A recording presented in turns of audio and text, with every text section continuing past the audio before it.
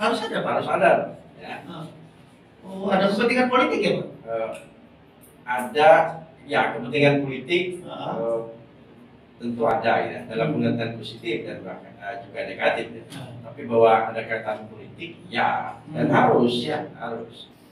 Lebih-lebih satu barang itu kebutuhan pokok yang itu berkaitan dengan halayak. Kaitan politik mana? Negara harus bertanggung jawab ya, untuk menyediakan bahan pokok bagi masyarakat agar terjadi stabilitas harga.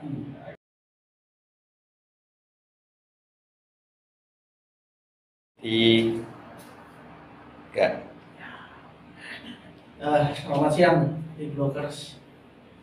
Kita masih akan ngomongin soal minyak goreng ini. Ternyata di beberapa media itu menyebutkan bahwa sudah hampir 4 bulan ini minyak goreng kita belum turun.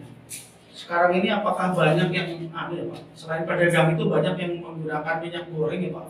Untuk menggoreng-goreng isu, menggoreng apa gitu. Kali ini saya bersama seorang akademisi Dr. Marta Dhani Nur dari Visipol Universitas Widya Mataram.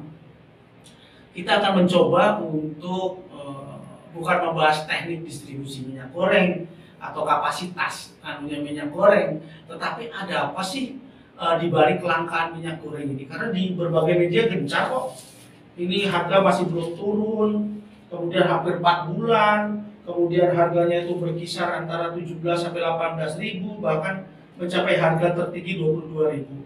Ikatan Pedagang Pasar Indonesia juga sudah bersuara tentang hal ini, karena minyak goreng menjadi sangat penting bagi di semua aspek kehidupan. Sebetulnya ada apa ini? Kita akan ngobrol dari tinjauan politis, karena pagi ini kita akan ngobrol bagaimana apa hubungannya minyak goreng yang diatur pemerintah dalam bentuk kebijakan publik itu dengan politik. Mungkin ada unsur politik di dalamnya. Nah, yang pertama saya tanya nih Pak Dhani. Pagi Pak. Ya, selamat pagi. Sehat ya. Pak Dhani sebagai akademisi di Fakultas Ilmu Politik Visipol, ilmu sosial dan ilmu politik itu, Pak, ini kebijakan publik tentang kelangkaan minyak goreng, tentang distribusi minyak goreng, produksi dan segala macamnya, itu sebetulnya ada korelasinya nggak Pak dengan politik? Ada nggak Pak? Ya, sebetulnya bukan sekedar ada, harus ada. Oh, harus ada Pak? Harus ada. Ya. Oh, ada kepentingan politik ya Pak? Ada, ya, kepentingan politik tentu ada ya, dalam pengertian positif dan bahkan juga negatif ya. Tapi bahwa ada kaitan politik, ya, dan harus. Lebih-lebih satu barang itu kebutuhan pokok yang itu berkaitan dengan halayak. Kaitan politik mana? Negara harus bertanggung jawab ya, untuk menyediakan bahan pokok bagi masyarakat agar terjadi stabilitas harga, agar terpenuhi kebutuhan masyarakat ya. Pemerintah harus bertanggung jawab menyediakan itu. Tandanya negara itu hadir, pemerintah hadir. Ya, kalau misalnya tidak ada campur tangan, ya, tidak ada kebijakan pemerintah, itu artinya pemerintah tidak hadir. Masyarakat akan kacau. Bayangkan saja kemudian akhirnya siapa kuat yang dapat. Kan begitu yang terjadi nanti. Jadi siapa yang kuat, dia yang dapat. Ya. Oh gitu ya. Itulah perlu kemudian pengaturan kebijakan publik agar tidak terjadi ya hukum rimba. Kan gitu. Nah, ujungnya adalah agar ada keadilan, kan begitu ya masyarakat. Nah, itu kaitan tadi ke pertanyaannya adalah pada kaitan dengan politik, ya harus ada ya. Harus ada ya. Nah, kalau minyak goreng ini terkait dengan politik apa Pak? Kelangkaan ini loh, kelangkaan minyak goreng ini kok tidak bisa kelangkaan ini bisa terjadi? Bisa terjadi gitu. Terus kenapa ini kalau dari analisis Pak Dhani sebagai orang sosial politik? Ya, jadi secara umum dulu ya Pak. Ya, secara umum. Kelangkaan Pak Dhani itu ngomongnya hati-hati. Silakan Pak. Ya, secara umum dulu ya mengingatkan kembali lah kepada publik juga. Kelangkaan barang itu kan memang ada aspek-aspek nature ya, bencana alam bisa terjadi ya kan. Perbedaan geografis sumber daya alam itu juga bisa menyebabkan kelangkaan. Di satu daerah itu subur, tapi daerah lain itu tidak subur, menyebabkan langka yang tidak subur ya. Kemudian juga bisa terjadi tidak terkendalinya jumlah penduduk misalnya. Nah, jumlah penduduk yang bisa juga alami, bisa desain, bisa migrasi besar-besaran ke suatu daerah misalnya, menyebabkan kemudian yang tadinya barang itu tercukupi karena ada migrasi itu jadi tidak tercukupi kan akhirnya. Ya. Nah, tetapi hal-hal yang seperti itu tetap pemerintah harus mengupayakan apakah dia alami ya maupun tidak alami. Nah, hal-hal yang terjadi sekarang di Indonesia ini mestinya mustahil ya, itu tidak bisa dikendalikan, tidak bisa dibuat oleh pemerintah. Pemerintah itu punya infrastruktur yang sangat besar. Ya. Apa kurangnya? Ya, kan? Mobilitas, melakukan mobilitas barang itu dia punya ya infrastruktur yang sangat baik misalnya kan gitu. Misalnya saja ya, pos itu kan dari kota besar sampai kota kecil itu ada semua. Kantor pos ada semua. Banknya dia punya, misalnya BRI kan dari dana dan sebagainya, ya tentu dana punya tabungan negara dan sebagainya kan bisa sebagainya. Jadi tidak ada alasan lain ya. Negara pemerintah itu tidak bisa menyediakan, tidak bisa mengendalikan harga itu, tidak ada kata lain. Jadi pemerintah harus bisa ya, harus bisa. Ya, siapa yang memiliki infrastruktur yang lebih daripada nggak ada di negara ini kan gitu. Nah tapi pertanyaannya lalu lebih jauh, kok bisa langka kan? Apakah negara, pemerintah ini ada pihak yang lebih kuat daripada negara? Waduh, ya kan? Sebentar, nanti kita garis bawah ini. Apakah ada pihak yang lebih kuat dari pemerintah untuk mengendalikan harga-harga ini ya? Ada nggak Pak? Ya, ya. Kalau misalnya ya, jadi 4 bulan ini jeda waktu yang cukup lama sebetulnya ya. Misalnya dari proses produksi ya dan sebagainya ini cukup lama. Kalau misalnya 4 bulan belum terkendali oleh belum bisa terkendali harganya, termasuk penyediaannya, tentu ada sesuatu, ada kekuatan yang melebihi dari kekuatan negara. Setidaknya mereka yang kemudian mengatur negara. Atau kekuatan politik atau bisa. Ya, saya menduga kuat adalah ini sebenarnya ada kekuatan politik kemudian bersekongkol dengan kekuatan ekonomi.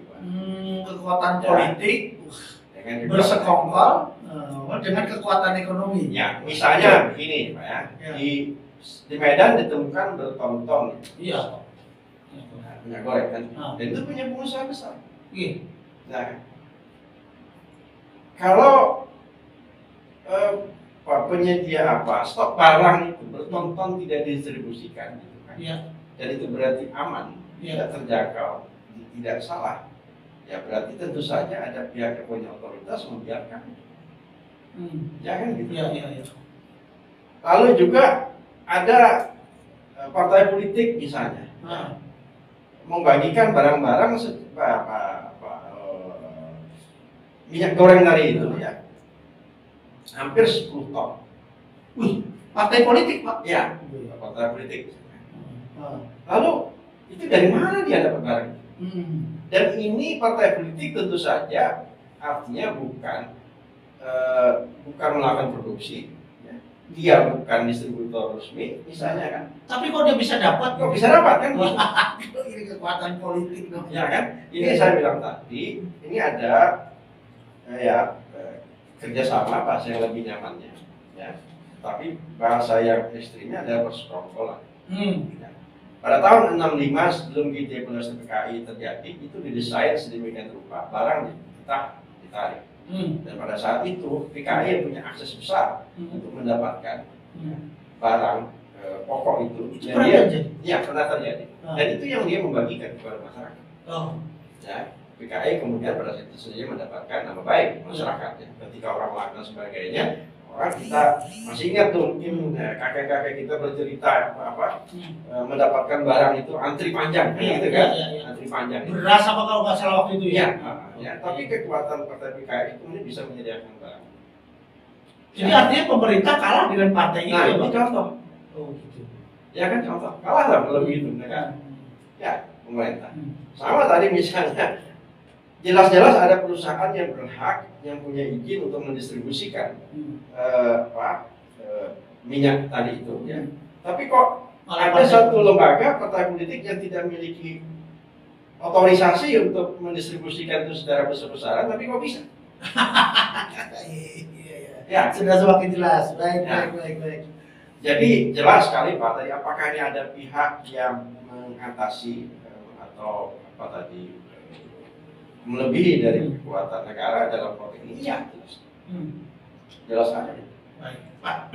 Ini di media massa ini, di koran ini disebutkan ketua DPR itu sampai mengunjungi sebuah produsen, Pak, pemproduksi minyak goreng yang ada di Jawa Timur. Tapi herannya bahwa si pemilik pabrik itu mengatakan, loh, kami produksi seperti biasa-biasa saja, artinya normal-normal saja gitu. Kok jadi langka? Kemudian dirjennya itu, kalau nggak salah Dirjen Perdagangan dalam koran ini menyebutkan bahwa harusnya di dalam catatan itu tidak terjadi kelangkaan minyak goreng, gitu loh. Ini disebutkan bahwa dengan asumsi perhitungan produksi seluruh pabrik minyak goreng dan kebutuhan masyarakat seharusnya membuat pasar dalam negeri malah kebanjiran produk, tetapi ini kok malah langka. Nah, itu kan dalam analisis sosial politik di ekonomi itu yang paling mendasar adalah produksi, distribusi dan konsumsi kan begitu. Nah, pada aspek produksinya ini kan tadi dikatakan beres. Dan misalnya dari bahan baku, misalnya tidak ada satu kejadian peristiwa, misalnya kelangkaan bahan sawit, misalnya. Beda kalau misalnya ada kebakaran yang sangat besar-besaran, misalnya sawitnya hancur semua, gagal misalnya panen, itu boleh jadi bahan bakunya, sebirunya itu tidak tersedia dengan baik, produksi berarti gagal. Ini benar tadi. Tidak diakui tadi pun tentang produksi, kita juga tahu tidak ada nih peristiwa besar yang kemudian menghambat bahan baku untuk minyak goreng itu. Nah, lalu konsumsi, jelas nih orang tak butuh, tidak ada masyarakat yang beramai-ramai puasa atau mengganti minyak goreng dengan minyak. Lalu di mana gitu? Di distribusi, distribusi. Jadi persoalannya di distribusi ya? Distribusi itu ada orang yang kemudian menyetop kan gitu Pak ya, stok kemudian juga membagikan itu sampai ke tingkat bawah. Mata rantai distribusinya ini yang tidak bisa dikendalikan oleh pemerintah. Pemerintah tidak mampu mengendalikan. Apa masalahnya Pak? Kalau sebetulnya dalam struktur organisasinya kan udah jelas Pak. Mata rantai distribusikan itu tidak selalu dengan kasat mata. Apalagi nih? Pak Dewi tahu dari mana siluman dari mana saya mendapat, kalau bisa nggak tahu persis. Ketika kita membeli minyak goreng di warung, tahu nggak kita ini dari mana minyak goreng ini? Asalnya dari mana? Urutannya siapa yang bawa sebagai sampai? Yang bagus sih kali Pak rakyat itu. Iya nggak tahu. Tadi sampai harga sekian gitu juga. Publik memang tidak banyak tahu, apalagi dalam urusan yang sangat banyak. Jadi besar, distribusi itu ada urusan besar, tetapi tidak banyak orang tahu urusan besar itu. Kan urusan besar itu distribusi dari pabrik, kemudian ke distributor, ke agen, sebagainya. Ini kan persoalan besar semua. Tapi pabrik tidak banyak yang tahu. Nah, siapa yang paling berhak tahu dan bisa mengetahui itu adalah di bawah pemerintah. Pemerintah ini perusahaan distribusinya siapa saja nih? Jalan kan ada sebetulnya gitu. Kan ada nama perusahaannya, ada izin perusahaannya. Nggak bisa distribusi semen menjadi distribusi minyak goreng. Nggak boleh dong. Nggak bisa itu. Apalagi yang tidak memiliki otorisasi untuk mendistribusikan. Partai politik gitu. sorry. Kita ya, tapi memang itu ada ya. Terus, nah, lagi-lagi kembali ya. Ya akhirnya pertanyaannya menjadi pertanyaannya agak satir ya. Mau nggak pemerintah nih mengendalikan? Niat apa enggak gitu ya, Pak? Ya kan begitu ya. Oke. Apa yang kurang? Coba, apa yang kurang dari pemerintah untuk mengendalikan mata rantai distribusi itu? Oke. Ya kan? Semua dia punya. Oke. Ya kan dia semua dia punya. Beda kalau Mas Dewi dan saya tidak punya apa-apa. Mana bisa mengendalikan ini? Jangan lewat sini, ya, nggak bisa. Udah aja nggak punya, jalan nggak punya, ada transportasinya nggak punya, gimana? Kita bisa minta tolongan mahasiswa bisa nggak Pak? Itu mengendalikan istri. Negara untuk jalan punya, cara punya, ya perizinan semua punya. Ya kalau perlu tadi, kalau ada penyimpangan izin distribusi, cabut perusahaan, umumkan di publik, kan begitu. Jadi, ya sekali lagi dalam kacamata akademis dan empirik juga tidak ada alasan untuk pemerintah, apalagi dalam kondisi seperti tadi produksi dan normal, tidak ada alasan untuk pemerintah tidak bisa mengendalikan harga dan termasuk barang. Iya, pemerintah aja sampai bingung Pak di media massa loh. Harusnya nggak ada kelangkaan karena produksinya sudah mencukupi, tidak ada yang dikurangi kecuali kalau produksinya dikurangi sehingga kebutuhannya melonjak kan ya tuh. Ini enggak di media massa dan itu disampaikan secara terbuka oleh pabrik itu. Ya, dan itu juga lucu-lucu juga tuh. Masa pemerintah bertanya tidak tahu? Dia kan punya data kan gitu. Nah, di mana nih perusahaan-perusahaan distributornya kan gitu ya kan? Bahkan pemerintah itu sampai tahu perusahaan itu distribusinya daerah mana, dia sampai mendistribusikan ke tingkat bawah. Tahu itu petanya semua. Pak, pertanyaan saya begini. Ini kan pemerintah kan ini kebijakan publik yang diambil. Menurut saya tadi pagi itu ada gas, saya beli gas LPG yang pink itu sekarang harganya menjadi 98.000, yang tadinya 75.000. Kemudian ada beberapa produk-produk itu juga yang harganya naik, itu naik, berubah, bukan naik sih, berubah menjadi lebih tinggi, lebih tepatnya begitu. Kemarin lembaga konsumen juga bilang ada berbagai produk yang Nah, pertanyaan saya adalah begini Pak, ini kan yang menentukan harga juga ada kebijakan publik dari pemerintah toh Pak. Ada harga eceran rendah, ada harga eceran tinggi gitu. Nah, jika kebijakan publiknya yang dikeluarkan oleh pemerintah itu maksudnya apa? Mau menyengsarakan rakyat, mensejahterakan rakyat, menguntungkan pengusaha. Sebetulnya kalau dalam kajian akademis kebijakan publik yang model kayak gini, ya mohon maaf ya Pak Menteri Perdagangan, saya mau ngomong orang Pak Dhani, itu kan pemerintah, ini kan semua diregulasikan dalam kebijakan publik yang dikeluarkan oleh pemerintah. Nah, bisa nggak kita menganalisis maunya apa ini? Ya. Maunya apa ini pemerintah? Jadi itu ada yang disebut harga eceran tetap ya. Kita sudah mengeluarkan itu sebetulnya. Ya. Tapi sekali lagi tidak semua ya, pemerintah itu bisa mengendalikan tadi. Atau lebih tadi istilah saya pakai diksinya Mas Dewi, tidak ada nggak kemauan mengendalikan ini? Ya kan? Ada nggak kemauan mengendalikan?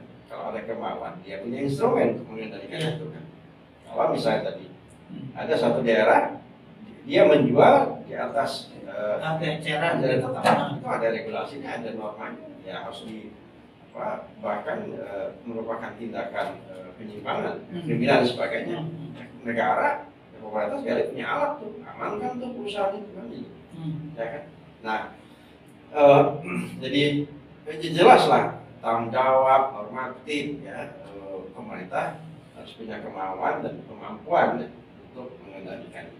Lalu pertanyaannya, mengapa itu bisa terjadi tidak harga yang tidak terkendali? Iya, harganya itu maunya apa gitu ya? Ini ya pemerintah maunya baik-baik nih. Bagaimana? Saya harus mendengar kata-kata dari akademisi yang kemauan baik-baik dari pemerintah soal kenaikan harga itu. Pemerintah punya kemauan baik. Iya, gimana Pak? Yang tidak ada kemampuan mengendalikan. Oh, niatnya punya. Niatnya punya. Tapi niat ya, nah, niatnya punya teman-teman, ada niat. Ya, niatnya punya, punya. Ya. Normanya jelas, tapi kemampuannya. Nah, tadi itu ada dua Pak kemampuannya ini. Kemampuannya sengaja kemudian itu tidak dipakai. Kemampuan ya, sebetulnya punya kemampuan juga. Betul. Ada niat dan kemampuan. Ya, tapi boleh jadi kemampuan itu tidak dipakai. Karena, nah ini tadi, nah panjang nih. Mas Dewi bisa aja mancing-mancing. Ya bukan gitu loh Pak. Maksudnya kan kita sebagai rakyat ini Pak. Ini rakyat, pemerintah mengeluarkan kebijakan. Belum jauh, mohon maaf, BBM saja. Kalau BBM naik itu semua ada dasarnya, sehingga kebijakan publiknya itu juga ada. Oh, karena harga minyak mentah dunia naik, gitu. Karena pemerintah mencabut subsidinya, sehingga kembali ke harga pasar. Gitu. Sehingga ada kebijakan-kebijakan publik. Nah, kalau minyak goreng dan berbagai itemnya itu dinaikkan, itu artinya kita belum menerima informasi secara komprehensif kenapa itu dinaikkan dan kenapa itu langka. Kenapa? Kalau pertanyaan dasar Pak, orang ibu-ibu, Pak cari minyak goreng susah ini, itu kenapa ya Pak? Tadi memang saya bilang ada potensi atau pemerintah dapat tidak menggunakan kemampuannya itu. Lalu mengapa begitu? Iya mengapa? Iya kan? Yang jelas berarti ada tekanan boleh jadi kepada pihak pemerintah. Siapa yang menekannya di luar kekuatan pemerintah? Ya pasar, ya pengusaha, kan begitu. Bisa boleh. Mafia juga Pak. Oh, mafia. Sederhana misalnya ya, saya ingin ilustrasikannya saja ya. Dewi bupati, gitu. Ya, kan? Saya pengusaha. Tapi Mas Dewi sudah sangat banyak termakan jasa saya. Ya, kan? Pak, hentikan itu, biarkan saja. Loss kepentingan saya. Kira-kira Mas Dewi melakukan nggak itu? Banyak sekali jasanya pada saya. Ya, saya bisa sama saja. Saya jadi bupati, ya semua modal saya jadi bupati dari pengusaha ini. Ternyata remote-nya ada di pengusaha ini. Saya bisa dikendalikan oleh pengusaha ini. Begitu ya? Kemampuan saya kemudian saya hidupkan, saya tenggelamkan, saya abaikan. Saya tidak buat kebijakan. Begitu? Iya dong. Sekelas bupati, sekelas menteri itu sekelas. Oh, ya dong. Ya, hampir semua pejabat negara itu ya, dalam negara yang sangat liberalistis seperti ini memungkinkan kekuatan pasar intervensi pada kebijakan negara. Kebijakan negara sehingga menelurkan kebijakan publik yang diatur oleh kepentingan-kepentingan itu. Ya, menyesuaikan atau bahkan tadi mengabaikan. Ya, mengabaikan kekuatannya untuk mengendalikan, mengabaikan untuk menyediakan barang dan sebagainya. Itu bisa terjadi.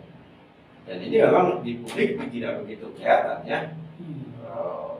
Saya misalnya kita kan contoh misalnya ketika saya jadi bupati mana ada orang tahu bahwa saya sedang bicara dengan pengusaha itu ya. Terjadi kompromi.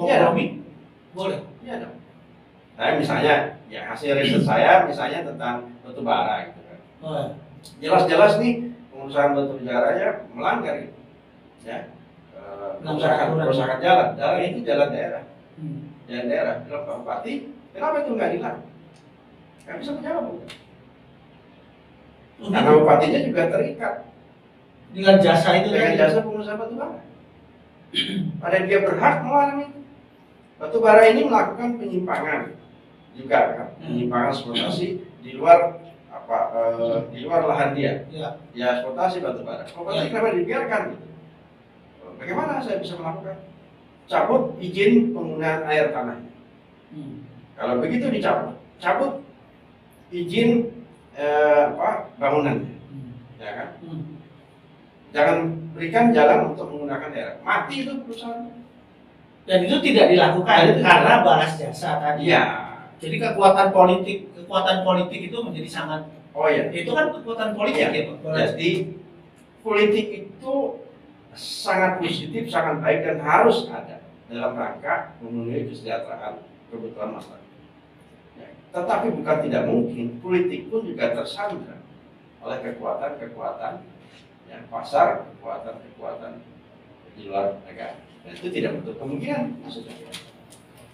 Weh. Ini yang ngomong akademisi. Jadi ditangkap sebagai bagian wawasan keilmuan. Gitu. Ini sebetulnya banyak masih banyak yang bisa kita ungkap di Blogger. Cuman ada beberapa poin yang bisa kita garis bawahi. Yang pertama adalah bahwa kebijakan publik yang dikeluarkan oleh pemerintah, baik dari tingkat pusat sampai tingkat daerah, itu juga memiliki kekuatan politik dan ekonomi di belakangnya. Kita tidak tahu siapa yang diuntungkan dan siapa menguntungkan, siapa yang menjadi korbannya. Tapi itu selalu berkaitan. Kata beliau, kata Pak Dhani tadi ya, harus ada apakah itu positif atau negatif. Kebijakan publik yang dikeluarkan oleh pemerintah atau sebagai regulator itu tidak lepas dari berbagai tekanan, termasuk tekanan politik, termasuk tekanan ekonomi. Dan apa yang harus dilakukan oleh pemerintah, yaitu tinggal goodwill, mau apa tidak, karena pemerintah memiliki semua perangkatnya, distribusinya juga dia punya, aturan mainnya dia punya, sehingga kalau terjadi kelangkaan mesti dipertanyakan ada kekuatan apa di balik kelangkaan dan naiknya semua item-item produksi yang ada di sekitar kita saat ini, dan itu perlu ditanyakan. Besok kita akan ngomong lagi dengan berbagai halnya terkait dengan kelangkaan minyak goreng. Kok begitu ya Pak? Baik, terima kasih tim dokter, sampai kita ketemu lagi.